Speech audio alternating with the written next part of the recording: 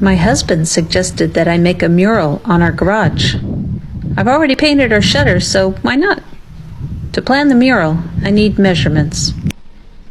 The door is 2.3 times wider than it is tall. I want to create an oil painting for it first. This canvas is 24 by 48. And before I start that, I need to design my composition. That's where thumbnails come in, and a few photo references. Thumbnails are small sketches scaled down. Their purpose is to figure out where stuff goes.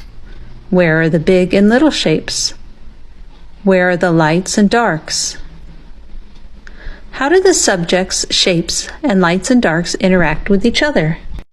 In this first thumbnail, I'm doing a brain dump. I'm throwing down all the ideas that have welled up in my mind over the past week. I'm putting in way too much detail, but I'm enjoying this.